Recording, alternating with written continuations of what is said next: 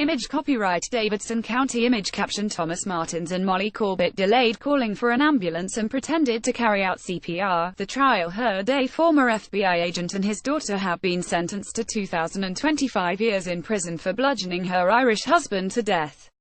Thomas Martins, 67, and Molly Corbett, 33, both claimed self-defense in the 2nd of August 2015 killing of Jason Corbett. Mr. Corbett, 39, died of blunt force trauma and was hit at least 10 times, according to the medical examiner. A jury of 9 women and 3 men unanimously found the two guilty of second-degree murder.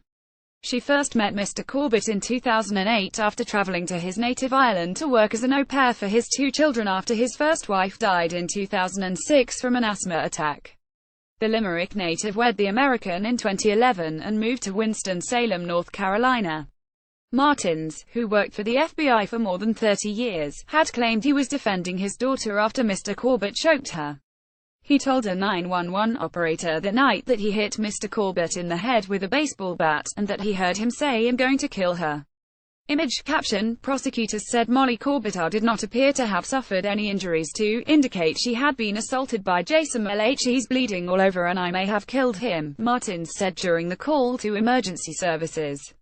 The Davidson County jury was shown a metal baseball bat and a paving stone recovered at the scene, which prosecutors said were used to kill the Irishman. Mr. Corbett, a plant manager for a packaging firm, was beaten so badly that pieces of his skull fell off during a post-mortem examination, the trial heard. The court also heard the father and daughter had delayed calling for an ambulance and pretended to carry out CPR after the attack in the master bedroom of the 4-bedroom home. Prosecutors said Molly Corbett did not appear to have suffered any injuries to indicate she had been assaulted. But defense lawyers argued an investigator had failed to collect evidence that night showing otherwise. Lay hours for Corbett said she had a mark on her neck, hair under her husband's fingernails and blood on his feet, suggesting a struggle. Corbett declined to testify, but the judge allowed her to speak after the verdict. "I did not murder my husband. My father did not murder my husband," she said before sobbing. She added that he was an abusive spouse and that the incidents occurred as they did on a somewhat regular basis. "The difference is that my father was there. I'm really sorry to my mom. He should have just killed me," she said. Corbett fought for and lost custody of her 2 stepchildren after her husband's death. Guardianship was granted to Mr. Corbett's sister, Tracy Lynch, who testified in court on the prosecution's behalf.